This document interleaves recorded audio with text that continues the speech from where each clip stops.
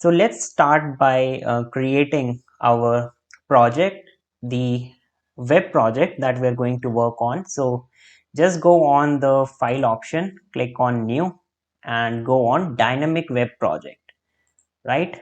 Click on dynamic web project. It will open up a dialog box like this. You can see this is a new dynamic web project. Now what you will have to do is here just type the name of the project, right? So this is the project name, e-commerce app. So basically we are going to create an e-commerce website. So let's say this is the website, and we will create this website using Java code. Now here you can see there is a target runtime. You will have to click on the Apache Tomcat version 9 because that's what we have installed. And finally what you will have to do is you will have to just click on next and then again click next, and here you can see it will show you an option, generate web.xml deployment descriptor. Make sure to check this, right, because it will create a web.xml file, and click on finish. So it is going to take some time to just create the whole project for us.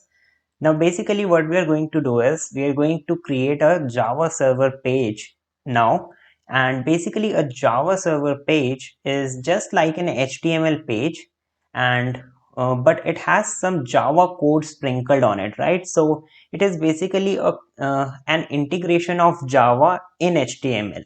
So now here you can see in the project explorer it has created a project.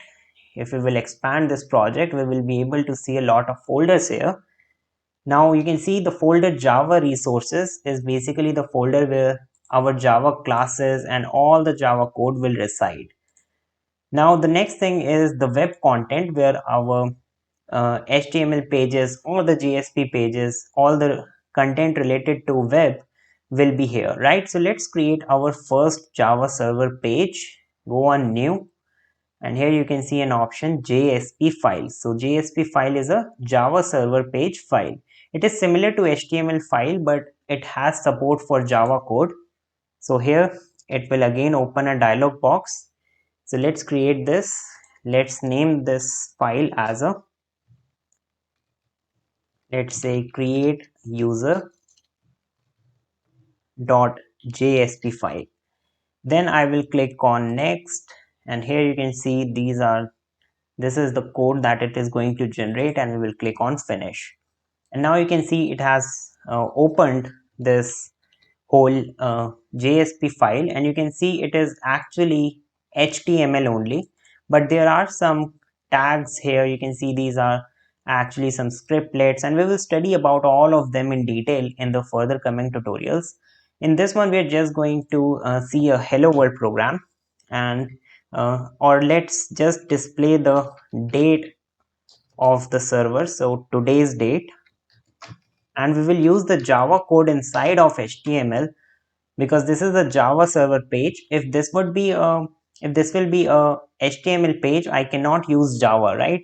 So basically we will use now a Java code here, which is new java.util.date function, right? So this code here, this one is actually the Java code. So basically in HTML we are actually including our Java code, and basically this is how we actually do the web development in Java.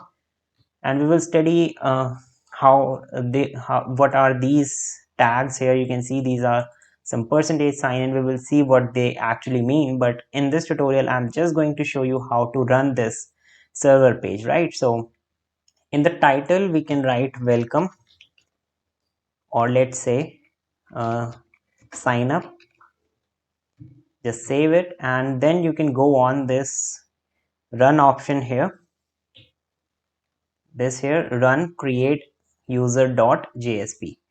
If you will run this, it will show you a dialog box like this, run on server. And since we have created the Tomcat version 9, let's check this option, always use the server when running the project. Click on next and then click on finish.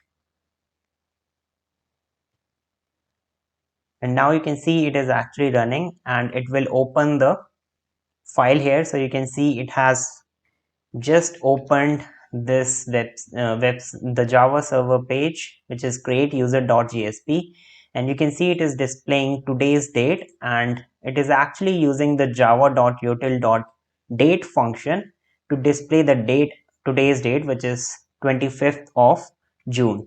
So in this manner, we will do some web development, we will create forms and a lot of things. We will handle the user inputs using Java. So that's all for this tutorial. Thanks for watching.